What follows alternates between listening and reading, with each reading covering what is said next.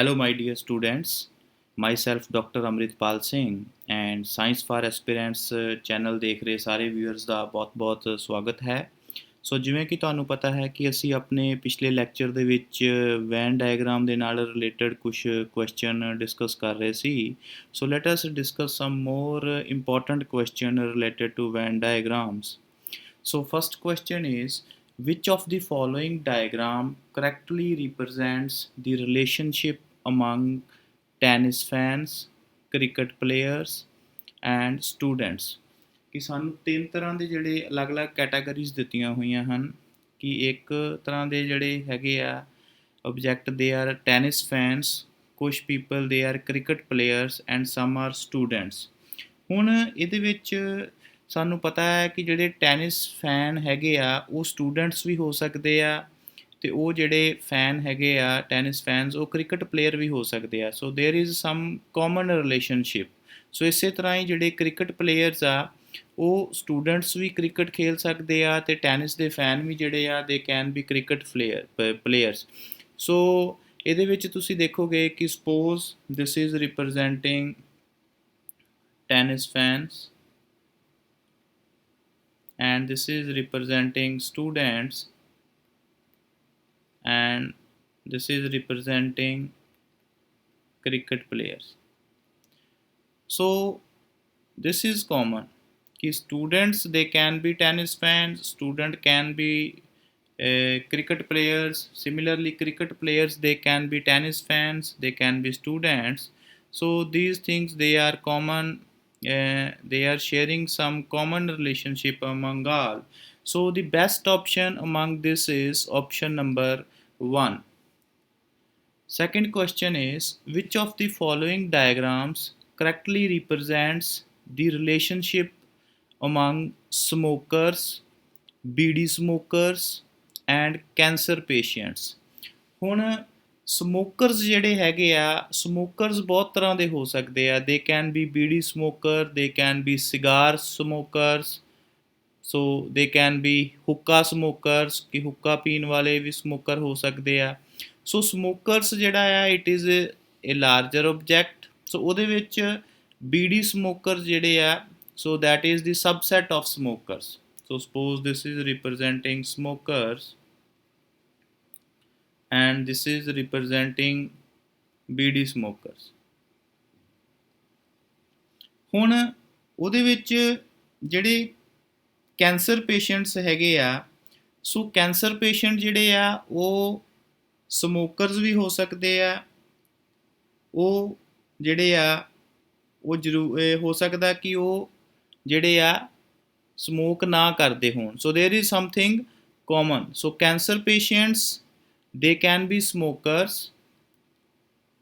they cannot be smokers ਕਿ ਜ਼ਰੂਰੀ ਨਹੀਂ ਕਿ ਜਿਹੜਾ ਕੈਂਸਰ ਪੇਸ਼ੈਂਟ ਹੈਗਾ ਆ ਉਹ ਸਮੋਕ ਕਰਦਾ ਹੀ ਹੋਏ।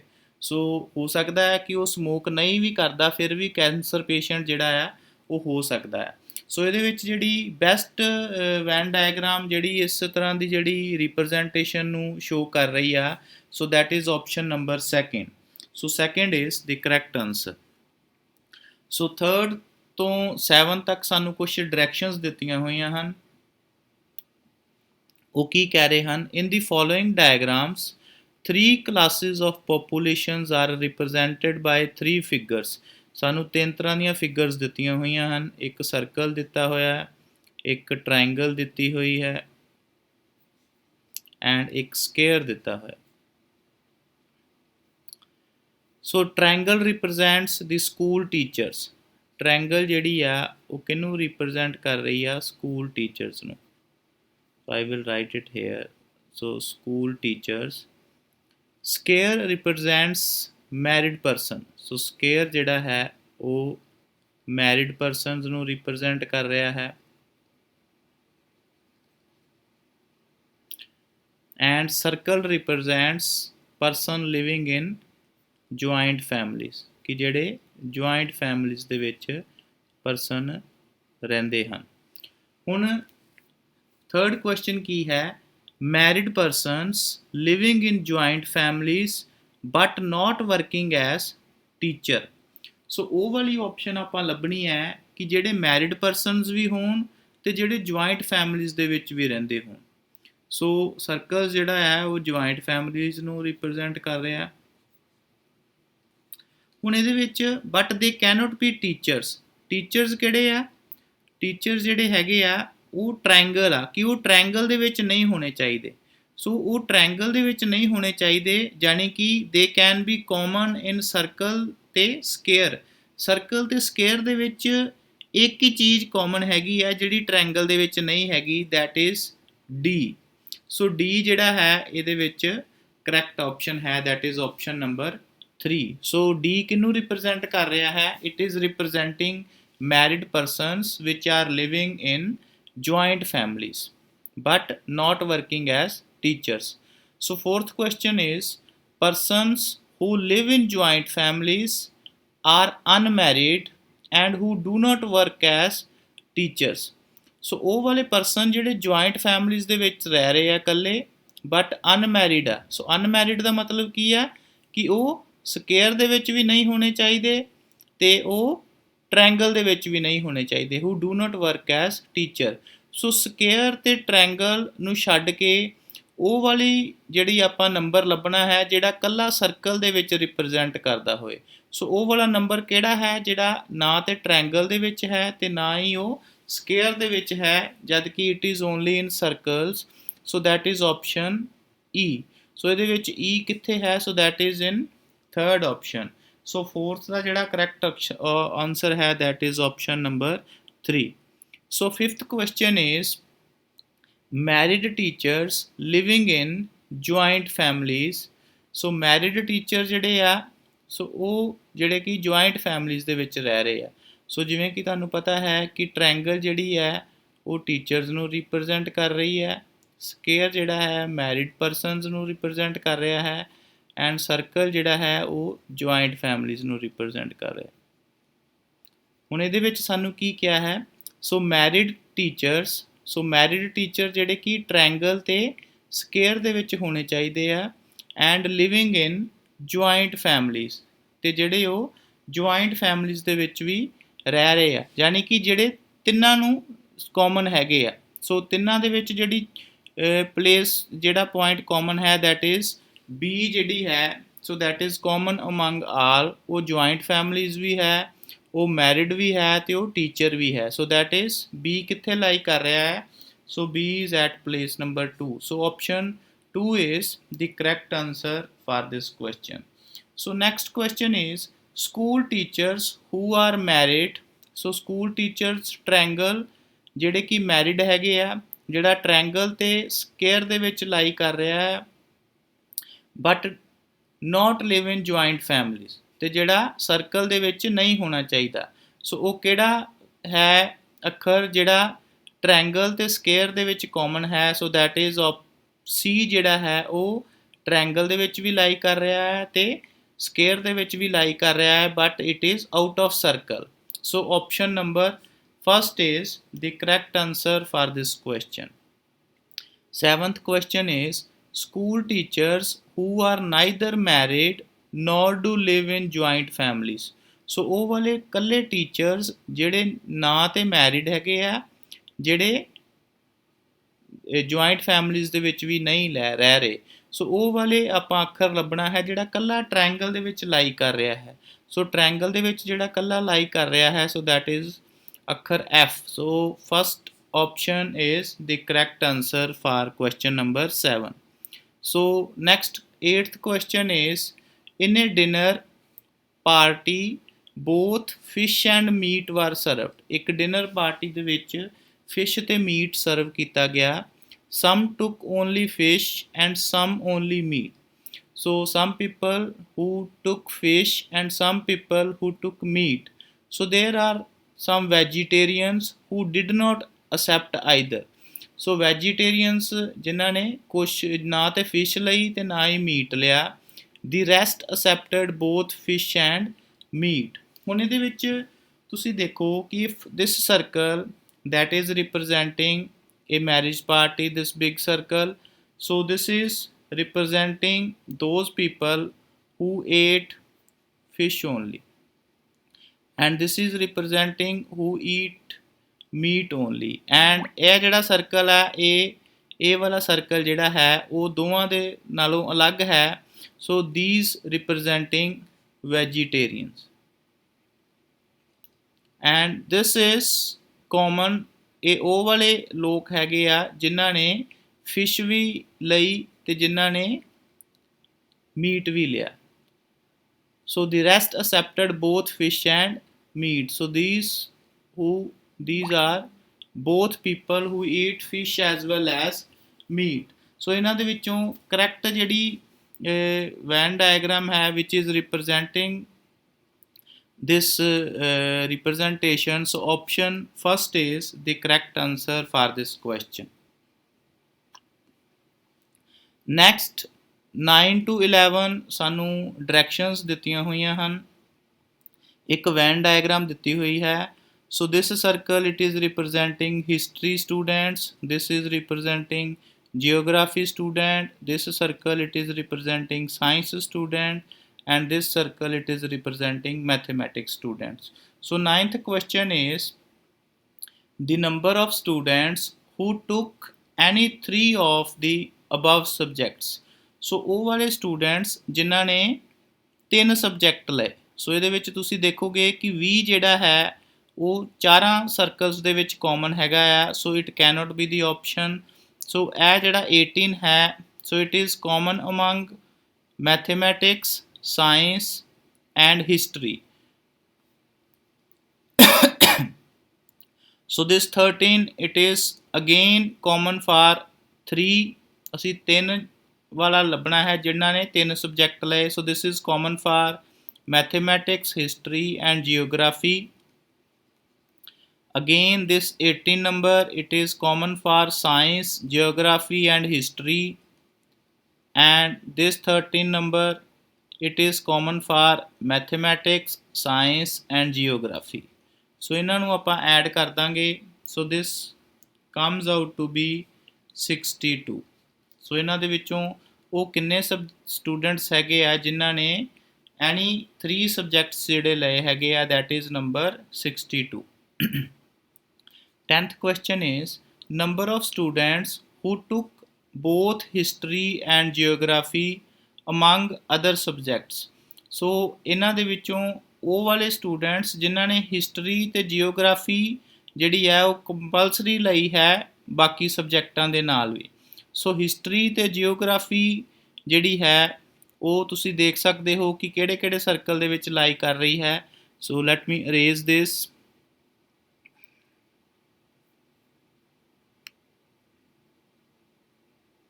ਸੋ then we can get a more clear picture.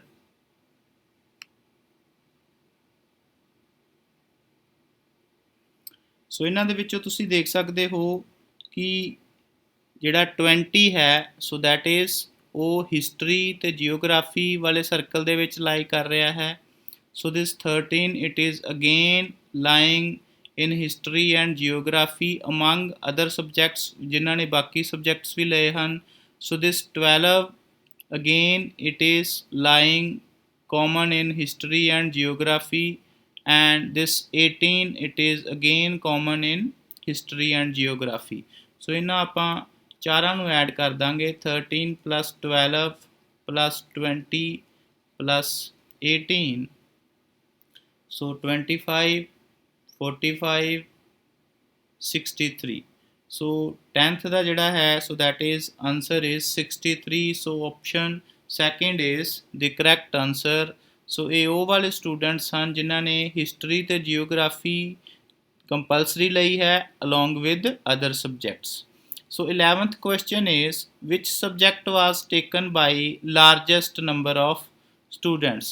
ਕਿ ਇਹਨਾਂ ਦੇ ਵਿੱਚੋਂ ਉਹ ਕਿਹੜਾ ਸਬਜੈਕਟਸ ਹੈ ਜਿਹੜਾ ਸਾਰੇ ਬੱਚਿਆਂ ਨੇ ਉਹ ਵਾਲੇ ਬੱਚਿਆਂ ਨੇ ਸਭ ਤੋਂ ਜ਼ਿਆਦਾ ਸਬਜੈਕਟ ਜਿਹੜਾ ਹੈ ਸੋ ਲਾਰਜੈਸਟ ਨੰਬਰ ਦੇ ਵਿੱਚ ਕਿਹੜਾ ਸਬਜੈਕਟ ਲਿਆ ਹੈ। ਸੋ ਵੀ ਕੈਨ ਸੋਲਵ ਦਿਸ। ਅਸੀਂ ਹਰ ਇੱਕ ਨੂੰ ਸੈਪਰੇਟਲੀ ਕਾਊਂਟ ਕਰਕੇ ਇਹਨੂੰ ਹੱਲ ਕਰ ਸਕਦੇ ਹਾਂ। ਸੋ let us count the number of students who took history. So history ਵਾਲੇ ਬੱਚੇ ਕਿਹੜੇ ਕਿਹੜੇ ਹਨ ਉਹ ਆਪਾਂ ਕਾਊਂਟ ਕਰਕੇ ਦੇਖ ਸਕਦੇ ਹਾਂ। So that is this 16 number, 14 number, so ਉਹ ਵਾਲੇ ਸਾਰੀਆਂ ਨੰਬਰਸ ਜਿਹੜੇ ਹਿਸਟਰੀ ਦੇ ਸਰਕਲ ਦੇ ਵਿੱਚ ਲਾਈ ਕਰਦੇ ਹਨ। ਸੋ that is 16 plus 14 plus 13 plus 18 plus 20 plus 12 and one more, so that is 18. So 18 is 2 times. So here is 18 and here is 18. So 18 is 2 times. So when we count this, so it comes out to be 111. So similarly we can count for geography. So geography ਦੇ circle ਦੇ ਵਿੱਚ, so let me erase this, so then you can get a more clear picture.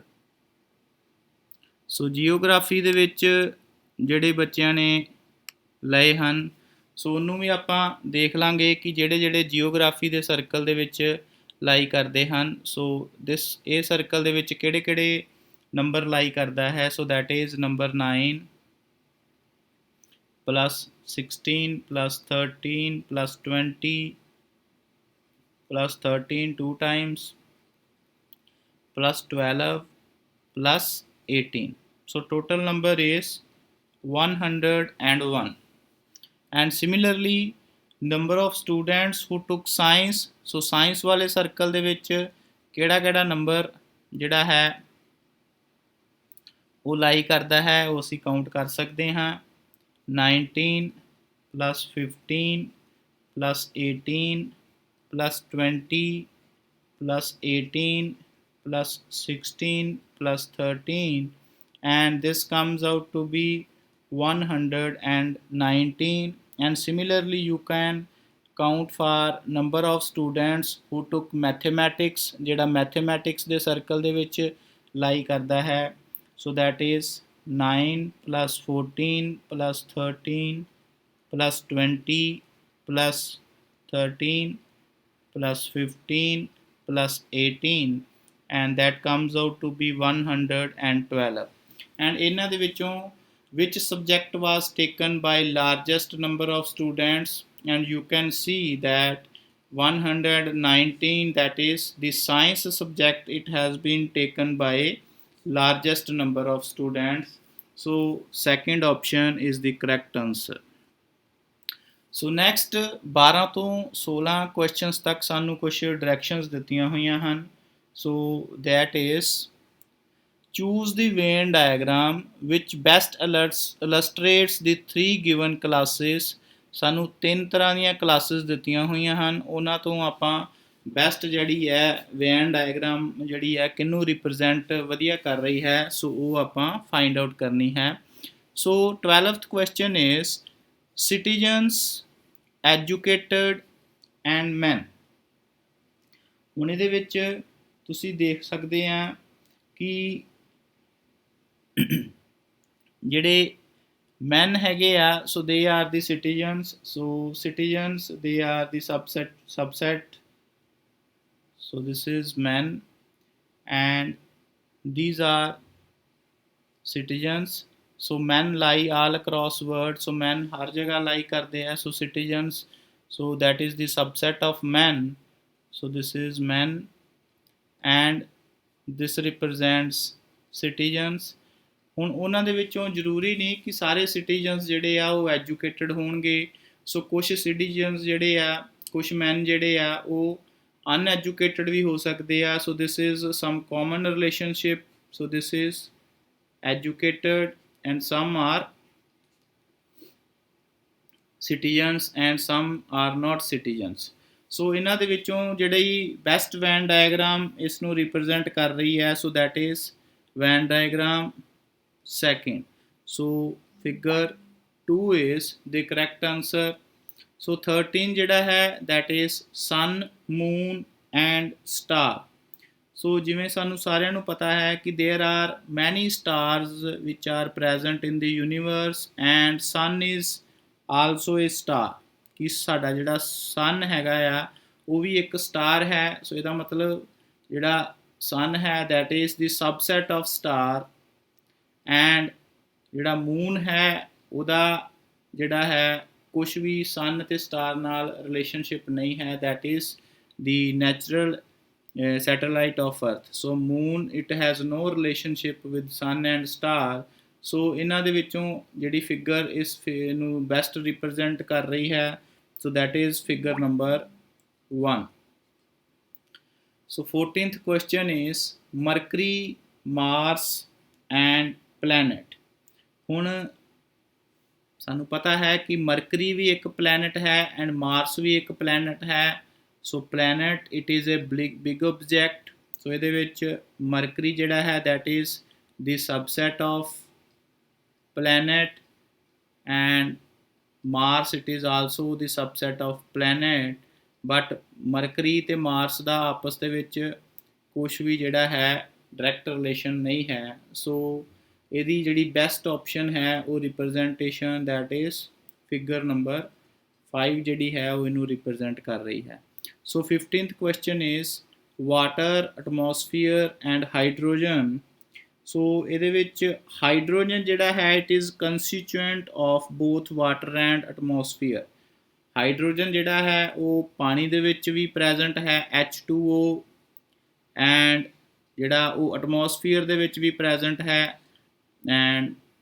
it has some common relationship so this is representing water this is representing atmosphere and ਉਸ ਤੋਂ ਇਲਾਵਾ ਵੀ ਜਿਹੜਾ ਹੈ ਕੁਛ hydrogen ਜਿਹੜੀ ਹੈ ਉਹ ਜ਼ਰੂਰੀ ਨਹੀਂ ਕਿ ਸਾਰੀ ਦੀ ਸਾਰੀ ਐਟਮੋਸਫੀਅਰ ਦੇ ਵਿੱਚ ਪ੍ਰੈਜ਼ੈਂਟ ਹੈਗੀ ਹੈ ਜਾਂ ਸਾਰੀ ਹਾਈਡਰੋਜਨ ਜਿਹੜੀ ਹੈ ਉਹ ਵਾਟਰ ਫਾਰਮ ਦੇ ਵਿੱਚ ਵੀ ਹੈ ਉਸ ਤੋਂ ਇਲਾਵਾ ਹਾਈਡਰੋਜਨ ਜਿਹੜੀ ਹੈ ਉਹ ਗੈਸ ਫਾਰਮ ਦੇ ਵਿੱਚ ਵੀ ਐਗਜ਼ਿਸਟ ਕਰਦੀ ਹੈ so there is some common relationship between all these 3 and ਉਸ ਤੋਂ ਇਲਾਵਾ ਉਹ ਅਲੱਗ-ਅਲੱਗ ਵੀ ਐਗਜ਼ਿਸਟ ਕਰਦੀਆਂ ਹਨ ਸੋ ਇਹਨਾਂ ਦੀ ਜਿਹੜੀ ਬੈਸਟ ਰਿਪਰੈਜ਼ੈਂਟੇਸ਼ਨ ਹੈ ਸੋ that is figure number 4 ਜਿਹੜੀ ਹੈ ਉਹ ਇਸ 15th question ਨੂੰ ਬਹੁਤ ਵਧੀਆ ਰਿਪਰੈਜ਼ੈਂਟ ਕਰ ਰਹੀ ਹੈ ਸੋ 16th question is doctors, liars and professionals so professionals ਜਿਹੜਾ ਹੈ ਅਲੱਗ-ਅਲੱਗ ਤਰ੍ਹਾਂ ਦੇ professionals ਹਨ ਜਿਵੇਂ ਕਿ doctors, liars, teachers so they belongs to different professions